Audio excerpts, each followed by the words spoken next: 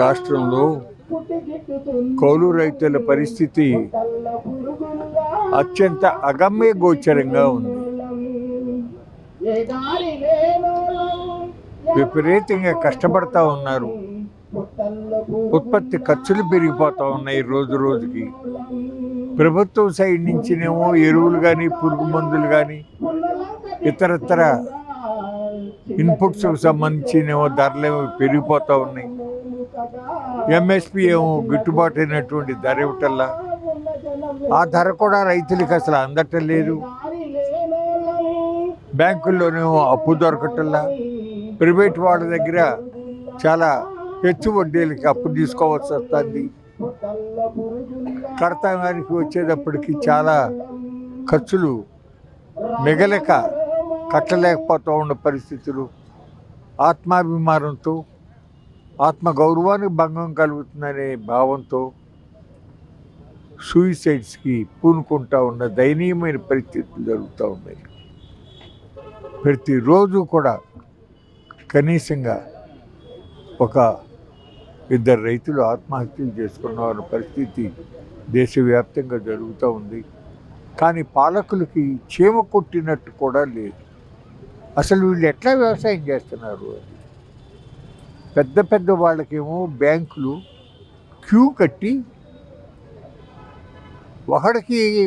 ఒక బ్యాంకి కాదు 5-6 బ్యాంకులు పోటీలు పడి మళ్ళీ ఇస్తున్నారు.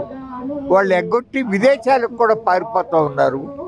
కానీ ఇక్కడ పంట పండించి దేశానికి ఆహార భద్రత సమకూరుస్తూ ఉన్న రైతుకి అప్పు ఇవ్వటానికి బ్యాంకులు కూడా మనసు ఒప్పటల్లా, వాళ్ళతో ఇప్పించాలని ప్రభుత్వం అనుకోవటంలా. ఒక్కసారి పంట రుణాలు రద్దు అయ్యాయా? తుఫాన్ల మూలన, అధిక వర్షాల మూలన, అకాల వర్షాల మూలన రైతులు నష్టపోయారు. రైతు అనేవాడు ఎవడో కూడా అప్పు ఎగ్గొట్టాలని అనుకునే మనుషులు కాదు. అతనికి గత్యంతరం లేకే కట్టలేకపోతున్నాడు. ఒక్కసారి రద్దు చేయమంటే ఆ దౌర్భాగ్యుడికి, ఆ ప్రధానమంత్రికి అసలు మనసు కరగలా.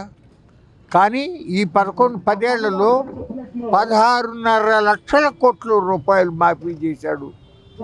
తనకి ప్రత్యేకంగా కావాల్సినటువంటి 4 అదానీ, అంబానీ, అట్లాగే అనిల్ అగర్వాల్ వేదాంత కంపెనీ వాళ్ళు, ఇటువంటి వాళ్ళకి ఎంత దోచిపెడుతున్నాడో చెప్తానికి వీలైన పరిస్థితుల్లో ఈ కౌలు రైతులకి గుర్తింపు కాదు తప్పనిసరిగా ఇవ్వాలి. రైతులు ఏమీ భయం లేదు. కౌలు చట్టం ఇవ్వాలా? లేదు లేదు లేదు. ఎవడి భూమికి కూడా భంగం కలగదు. ఏమి భయపడవసరంలా, అనుమానపడవసరంలా. కౌలు రైతుకి నా పొలం కౌలు చేస్తాడని ఓ సంతకం పెట్టండి, బ్యాంకులో వాళ్ళకి అప్పు వస్తుంది. ఇన్సూరెన్స్ కానీ, ఇన్పుట్ సబ్సిడీ కానీ, అన్నదాత సుఖీభవ కానీ, ఇటువంటి పథకాల యొక్క ప్రయోజనాలు ఆ పేదవాళ్ళకి, ఆ కౌలు రైతులకి దక్కుతాయి.